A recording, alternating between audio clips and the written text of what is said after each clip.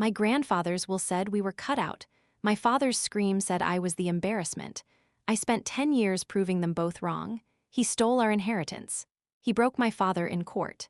He never expected the broken girl to become the prosecutor who would bury him. The jury said he won. My father said I was the shame of the family. Arthur Sterling destroyed my family with a piece of paper. He didn't know I would spend the next decade learning how to destroy him with the law. My own father called me an embarrassment in front of everyone. I walked out of that courtroom and didn't look back. Until the day I walked into another one to face the man who made him say it. The will was stolen. My father was broken. I was called the family shame. What Arthur Sterling didn't know was that I was just getting started. They thought the trial ended with my father's scream. They had no idea that scream was the beginning of my story. Karen, that's my name. My parents gave it to me hoping I'd be a good, quiet, church-going girl. They wanted a Karen who would marry a nice boy, have 2.5 kids, and host the best potlucks in the neighborhood. But I'm here, in this sterile room with its pale green walls and the incessant hum of fluorescent lights, to tell you that the name Karen became a curse. A word my own father spat out like poison. My name is Karen, and this is the story of how I became an embarrassment. And how, in a courtroom full of strangers, I finally stopped being one. It started, as all good American tragedies do, with a death and a promise. The death was my grandfather's, a wealthy man named Harold Davies who had built a construction empire from nothing. The promise was that he would always provide for his family. For my entire life, he did. He was the kind of grandfather who showed up to every school play with a bouquet of flowers, who slipped me $20 bills when my parents weren't looking, and who told me I could be anything I wanted to be. My father, Richard, was his only son. He worked for my grandfather his whole life, waiting for the day he would take over the business. My mother, Anne, was the quiet force that held us together. She was the one who packed my lunches with little notes, who stayed up late to help me with algebra, and who smoothed over the rough patches between my stubborn father and my even more stubborn teenage self. We were a classic, happy, slightly boring American family in a suburban town in Ohio. White picket fence, you bet. Golden retriever, his name was Duke. Life was a series of sunny, predictable days. Then came Mark. Mark was my cousin. Well, not by blood. He was the son of my father's sister, Aunt Patricia, who had married a man named Arthur Sterling. Arthur was a big-shot lawyer in a nearby city, wealthy and successful in his own right. The Sterlings always looked down on us, with our modest house and my father's working-man job. They lived in a fancy neighborhood, drove expensive cars, and acted like they were better than everyone. But my grandfather loved all his grandchildren equally, or so I thought. Mark was 2 years older than me, handsome, confident, and charming in a way that made you want his approval. When we were kids, I looked up to him. He was the cool cousin who had all the latest video games and never got in trouble. As we got older, the dynamic changed. He became more arrogant, more entitled. He treated his father's money like it was his own, and he treated people like they were beneath him. My grandfather started getting sick when I was 15. It was slow at first, then fast. Cancer. By the time I was 16, he was in and out of the hospital. I visited him every chance I got. We would talk about school, about my dreams of becoming a lawyer, about the old days when he was building his company from nothing. He always held my hand and told me I was his favorite granddaughter. I thought he said that to all of us. The summer before my junior year, he passed away. The whole family gathered for the funeral. There was crying, there was laughter remembering the good times, and there was tension. Lots of tension. My father and Aunt Patricia had never gotten along, and Arthur Sterling hovered in the background like a vulture, whispering to his wife, plotting. A week after the funeral, the family gathered at my grandfather's law firm for the reading of the will. I didn't want to go. I was still grieving. But my mother said I should be there, that my grandfather would have wanted it. The lawyer's office was all dark wood and leather chairs. It smelled like old money. My parents and I sat on one side. Aunt Patricia, Uncle Arthur, and Mark sat on the other. Mark barely looked at me. He was on his phone, bored, like this was an inconvenience. The lawyer, a kindly old man named Mr. Henderson, who had been my grandfather's friend for decades, began to read. There were small bequests to charities, to old employees. Then came the main event, the business, Davies Construction, a multi-million-dollar company that had been in the family for 50 years. My father sat forward, his hands gripping his knees. This was his moment. His entire life had been leading to this. He had worked for my grandfather since he was 18, giving up college, giving up dreams of his own, to learn the business from the ground up. Mr. Henderson adjusted his glasses. To my son, Richard Davies, I leave the sum of $100,000. Silence. My father blinked, confused. 100,000? That was nothing. A fraction of what the business was worth. And to my daughter, Patricia Sterling, I leave Davies Construction, including all assets, properties, and holdings, to be hers absolutely. The room erupted. My father shot to his feet, his face white. That's a mistake. That has to be a mistake. I worked for him my whole life. Patricia hasn't stepped foot in that company in 20 years. Mr. Henderson looked sympathetic but firm. I'm sorry, Richard. Your father was very clear. The will is ironclad. He signed it 6 months ago. Aunt Patricia was smiling, a thin, triumphant smile. Arthur Sterling sat beside her, calm and collected, like a cat who had just eaten a canary. Mark finally looked up from his phone, a smirk on his face. My father was shaking. He looked at Arthur Sterling and something clicked in his eyes. You did this. You manipulated him. You got in his ear when he was sick and weak. Arthur Sterling stood up, buttoning his jacket. His voice was smooth, polished, and utterly cold. Richard, I have no idea what you're talking about. Your father made a decision. He had his reasons. Perhaps he didn't think you were capable of running the business. Perhaps he wanted to ensure it was in more capable hands. Whatever the case, the will stands. If you have a problem, you know where the courts are. My mother was crying. My father looked like he might explode. And I just sat there, frozen, watching my family tear itself apart over money. Over a piece of paper. My father, stubborn and proud, did what any man would do. He sued. He contested the will. He claimed undue influence, that Arthur Sterling had manipulated my grandfather in his final months. He hired the best lawyer he could afford, a decent local attorney named Miss Vargas. But Arthur Sterling was not just any lawyer. He was Arthur Sterling, and he was representing his wife in the case. The months leading up to the trial were a special kind of hell. My father became obsessed. He stopped sleeping. He stopped eating. He poured all our savings into legal fees. My mother tried to talk sense into him, to let it go, to move on. But he couldn't. It wasn't about the money anymore. It was about respect. It was about a lifetime of work being thrown away. I tried to stay out of it. I was 16, focused on school, on my friends, on being a normal teenager. But the tension in our house was suffocating. Every dinner was about the case. Every conversation circled back to Arthur Sterling and his treachery. The trial was set for the following summer. I would be 17. The day arrived. I didn't have to testify. I was just a spectator, a daughter watching her father's last hope play out in a courtroom. My mom and I sat in the front row behind my dad. He sat at the plaintiff's table with Miss Vargas, looking small and worn. Mark and his parents sat on the other side. Mark caught my eye once and gave me a little wave, a mocking gesture that made my blood boil. I looked away. The trial lasted 3 days. Miss Vargas did her best.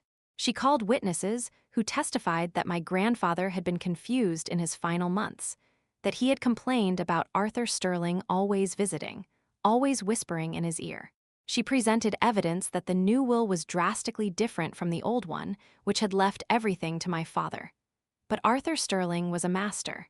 He cross-examined every witness, twisting their words, making them seem uncertain. He presented my grandfather's doctors, who testified that he was of sound mind when the will was signed. He painted my father as a bitter, greedy son who couldn't accept that his father had made a different choice. On the final day, the defense rested. Miss Vargas gave her closing argument, passionate and heartfelt. Then it was Arthur Sterling's turn. He stood before the jury, polished and confident, and began to speak. He talked about a man's right to leave his property as he saw fit. He talked about my grandfather's clear mind and clear intentions. And then he went for the jugular. He talked about my father, about how he had worked for the company his whole life, but never risen above a mid-level manager. About how my grandfather had often expressed disappointment that his son lacked vision, lacked ambition. He painted my father as a failure, a man who had coasted on his father's success and expected to be handed everything. And then he called his final witness. He called my father to the stand as a hostile witness. My dad walked up there, looking older than I had ever seen him. He was sworn in. Arthur Sterling approached him, a sympathetic look on his face.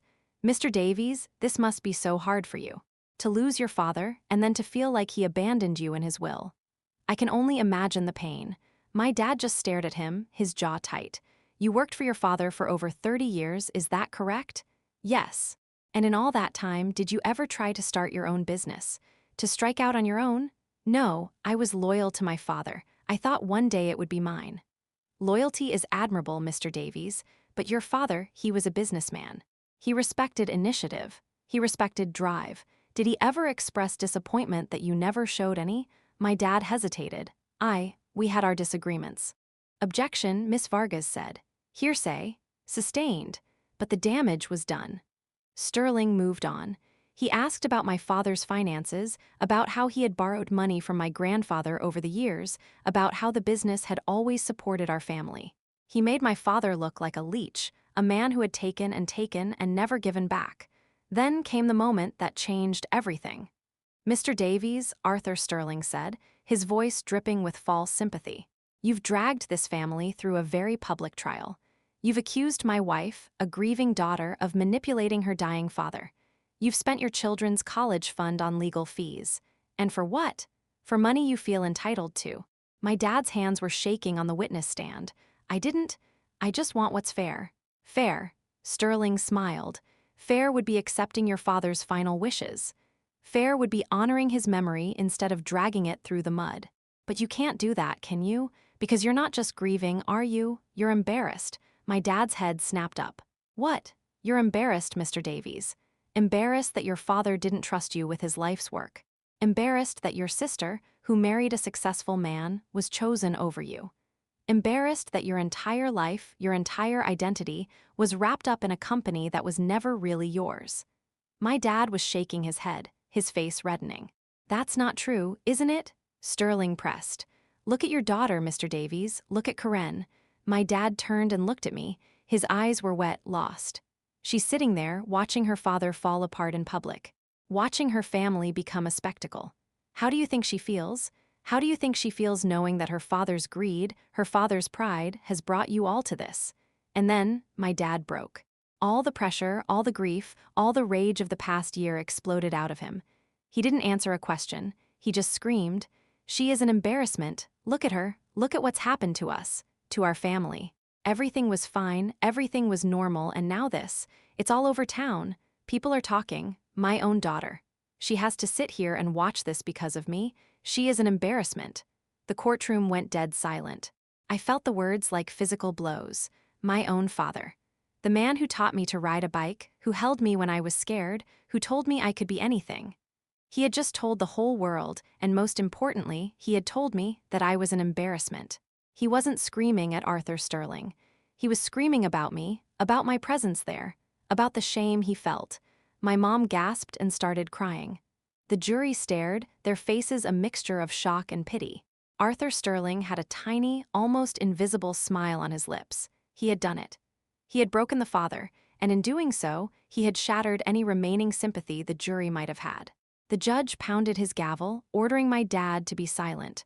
Court was adjourned for a 10-minute recess. My dad was led away by a bailiff, his face suddenly slack with the horror of what he'd just done. He didn't look at me. He couldn't. I sat there, frozen. The tears I'd been holding back all week were gone. There was just a vast, cold emptiness. The man who was supposed to be my rock, my protector, had just publicly humiliated me. I was alone. The jury filed out to deliberate. My mom came and sat by me, holding my hand, but her touch felt distant. She was whispering apologies, but I couldn't hear them. All I could hear was my father's voice echoing in my head. An embarrassment, we waited. The minutes felt like hours.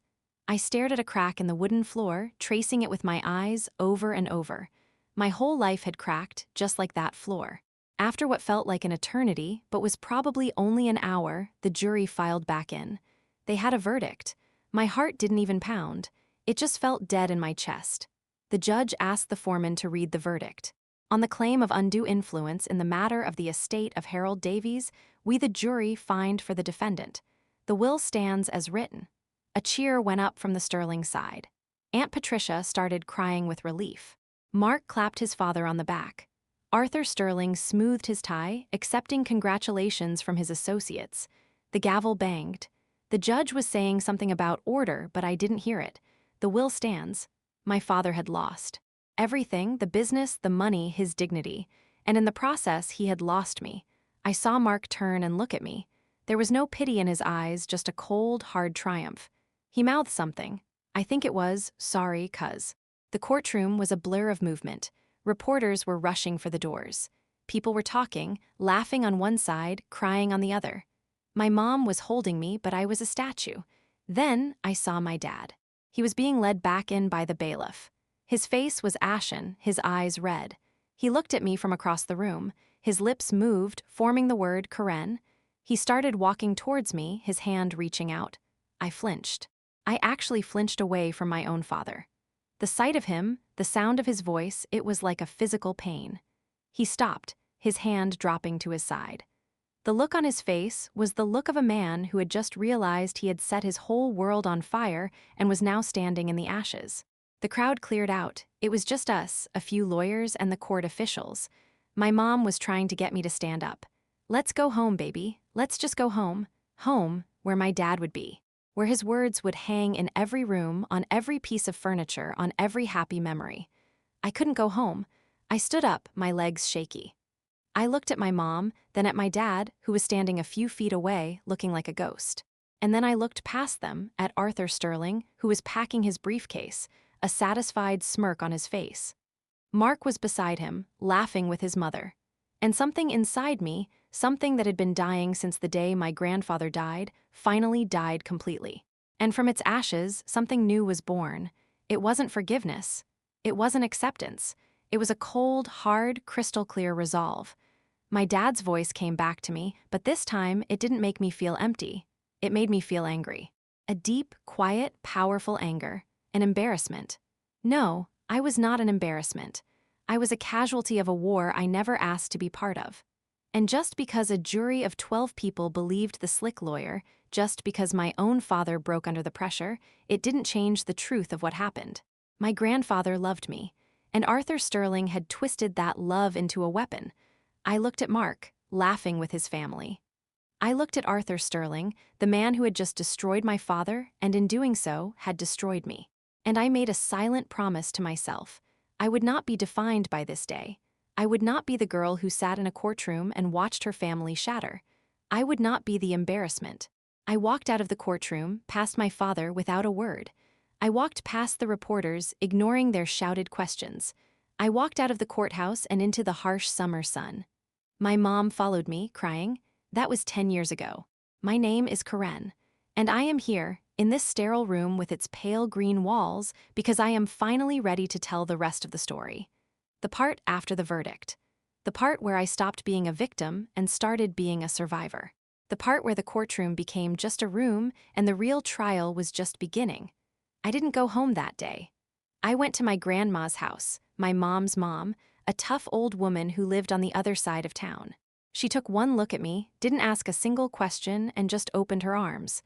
I stayed with her for 3 months. My mom visited every day. My dad did not. He tried, he called. He left messages, his voice thick with tears, begging for forgiveness. I never called back. I couldn't. His words were a wound that needed time to heal, and he was the one who had made it.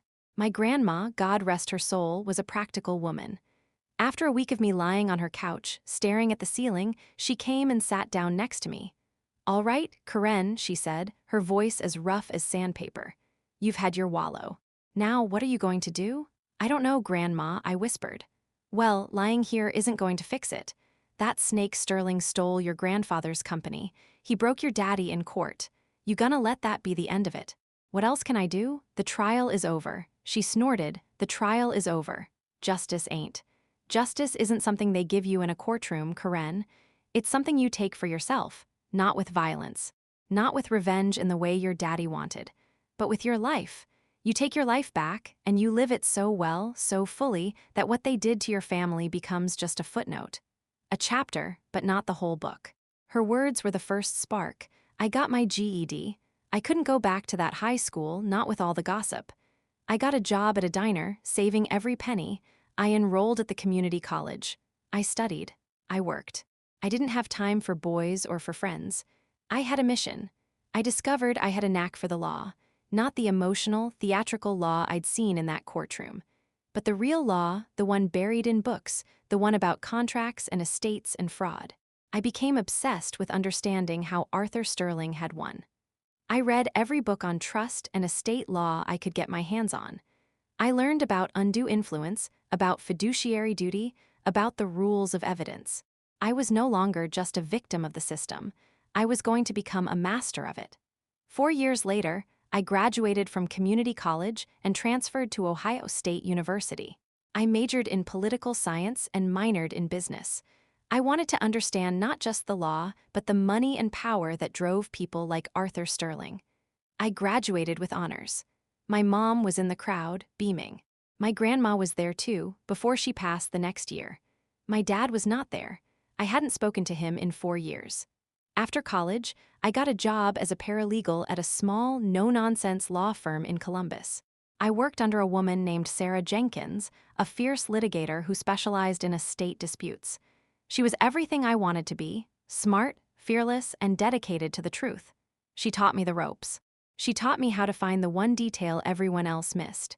She taught me that the law, while imperfect, was the only tool we had to fight for justice. I worked for Sarah for 3 years. Then, I applied to law school. I got into a good school in Chicago. I moved away from Ohio, from the memories, from the courthouse, from my father's ghost. In Chicago, I was no one. I could reinvent myself. I was Karen Davies, law student. Not Karen, the girl from the trial. Law school was brutal. It was designed to break you down and build you back up. But I had already been broken down in the worst way possible. This was easy. I specialized in estate law and financial crimes. I was at the top of my class. I was on the law review.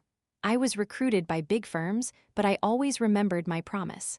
I wasn't interested in defending rich families in inheritance disputes. I was interested in one thing: becoming the kind of lawyer who could bring down people like Arthur Sterling. After graduating and passing the bar, I got a job in the Cook County State's Attorney's Office in Chicago in the Financial Crimes Unit. I started in the trenches, handling fraud cases, embezzlement, money laundering. I learned how to follow the money, how to build a paper trail, how to make complex financial schemes understandable to a jury. I remembered how Arthur Sterling had twisted everything, and I learned to do the opposite, to make the truth simple and undeniable. I worked my way up. I became known for being meticulous, for being calm under pressure, and for having a relentless drive. I put away con artists and white-collar criminals. With every guilty verdict, a tiny piece of the scar on my heart healed. I was taking back a little piece of justice for myself, one case at a time. 7 years into my career in Chicago, I got a call that would change everything. It was from a colleague in the Attorney General's office in Ohio.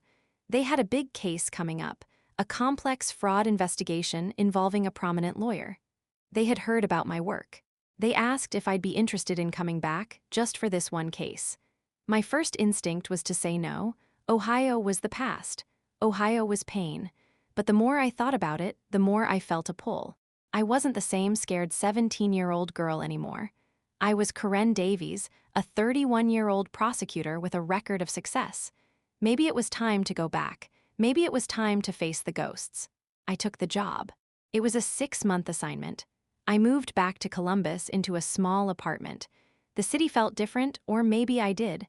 I drove past my old high school once. It looked smaller. I drove past the courthouse. It was just a building, not the terrifying monument it had been in my memory. I didn't contact my mom right away. I wanted to settle in first. We had talked on the phone over the years, but our relationship was strained. My silence towards my dad had created a rift between us two. She was stuck in the middle, and I knew it was hard for her. I planned to call her that weekend. The case I was working on was a big fraud investigation. A prominent lawyer was suspected of helping clients hide assets and launder money. My office was in a building downtown, a modern glass structure, not the old, intimidating courthouse from my trial. I hadn't gone near it. One afternoon, about a month into my assignment, I was in my office, buried in financial documents. My phone buzzed. It was a text from an unknown number. Karen, this is Mark Sterling. I know you probably don't want to talk to me, but I need to see you. It's important.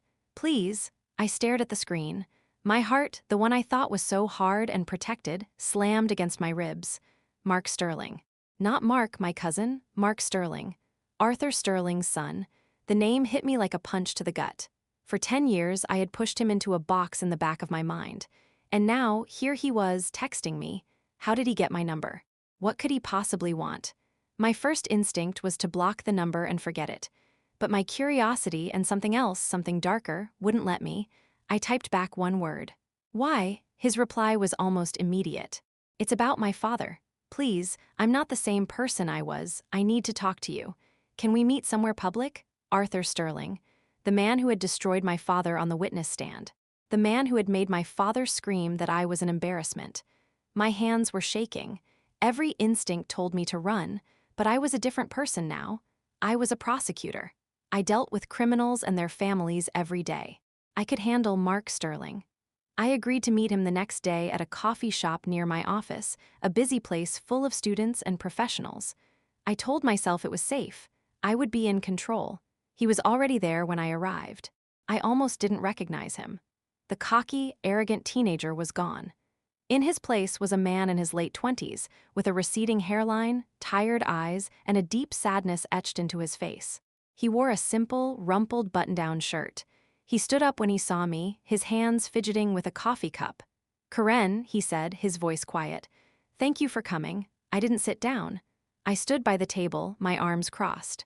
What do you want, Mark? He flinched at my tone. Please sit, just for a minute. I have to say something I should have said 10 years ago. He took a deep, shaky breath. I'm sorry. I am so sorry for what my father did to your family. The words hung in the air. 10 years. I had waited 10 years to hear something like this, and now that they were here, they felt hollow. Empty. Sorry, I said, my voice cold. Your father destroyed my family. He stole my grandfather's company. He broke my father on that witness stand. And you're sorry? I know, he said, his voice cracking. I know, and I was part of it. I sat there and smirked at you. I was a horrible person. My father raised me to believe that winning was everything, that people like your dad were losers who deserved what they got. But I've learned. I've learned.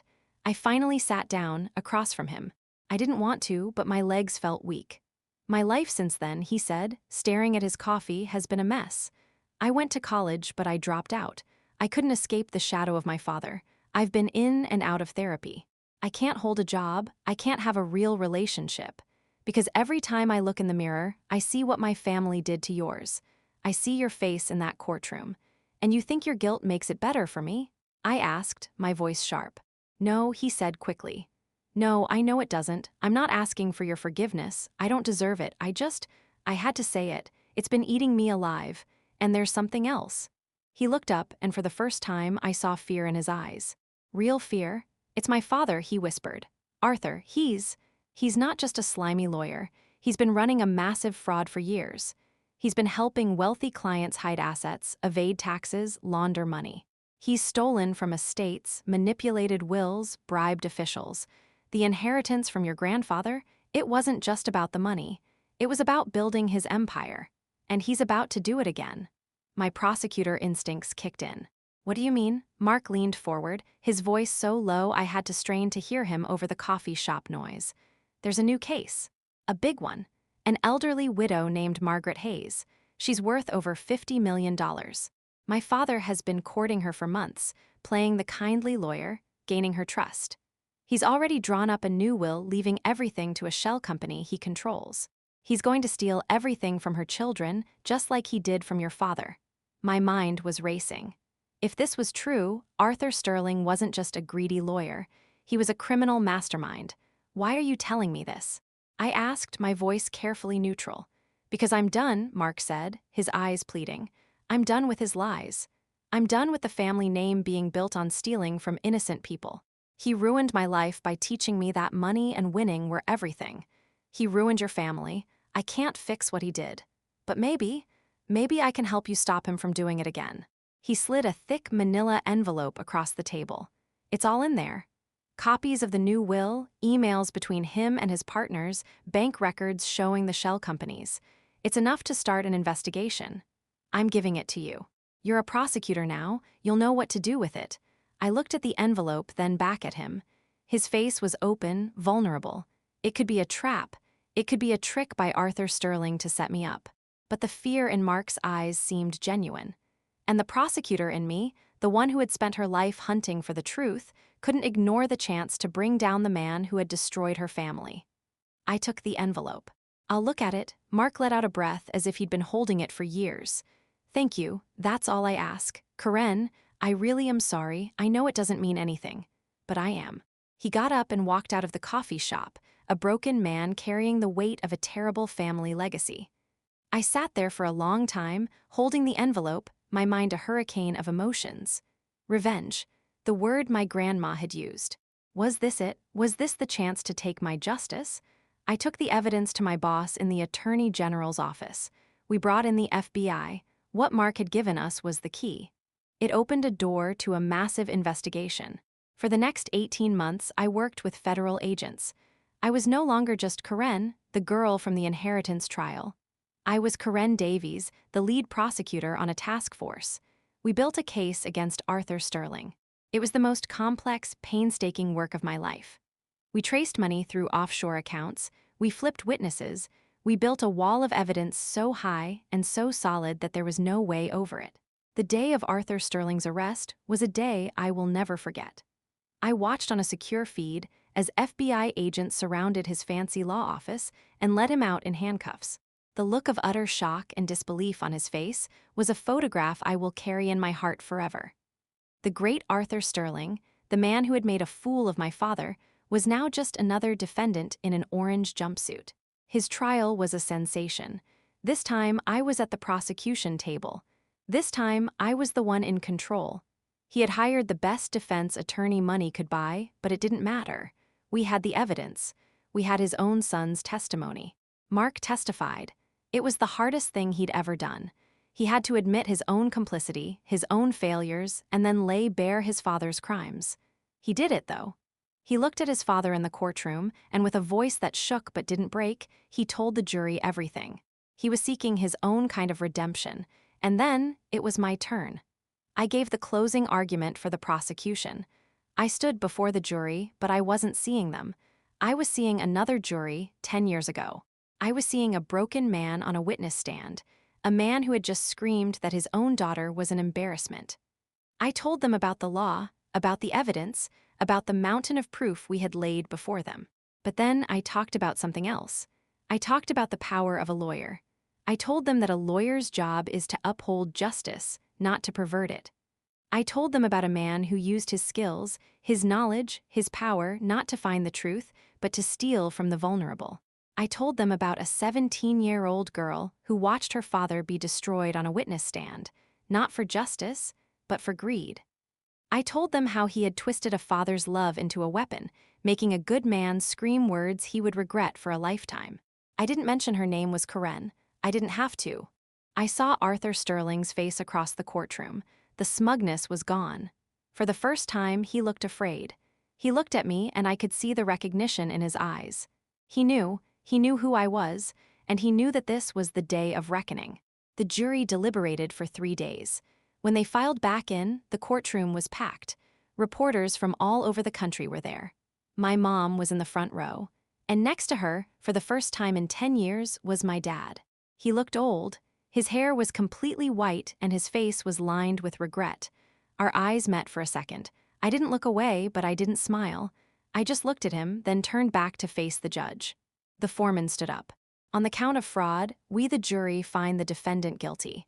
On the count of money laundering, we find the defendant guilty. On the count of conspiracy, we find the defendant guilty. A collective gasp went through the courtroom. Arthur Sterling's face went pale. His shoulders sagged. The gavel banged, ordering order, but it was too late. The verdict was in, guilty on all counts. I stood there, watching as he was led away in handcuffs. I felt no joy. I felt no triumph. What I felt was a profound, bone-deep sense of peace. It was over. The man who had stolen my grandfather's legacy, the man who had used the law as a weapon against my family, was finally going to pay for his crimes. It wasn't about what he did to us, not directly. It was about what he was. And now the world knew it. The courtroom slowly emptied. Reporters swarmed, but my security team held them back. My mom came rushing towards me, tears streaming down her face. She threw her arms around me. "I'm so proud of you, Karen," she sobbed. "So proud." I held her tight. Over her shoulder, I saw my dad. He was standing a few feet away, hesitant, his hands shoved deep in his pockets. He looked like a lost little boy. My mom pulled back and looked at him, then at me. "Karen," she started. I nodded. It was time. I walked over to him. He flinched just as I had flinched from him all those years ago. "Karen," he whispered, his voice cracking, I have no right to even talk to you. What I did, what I said, there are no words. I was weak. I was scared. I was so angry at him, and I took it out on you.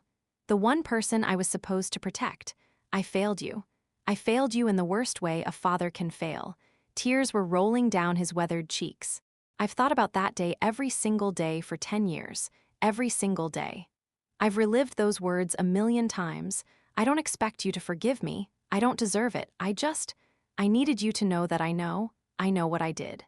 And I am so sorry. He stopped, his chest heaving with silent sobs. I looked at him. The strong, steady father of my childhood.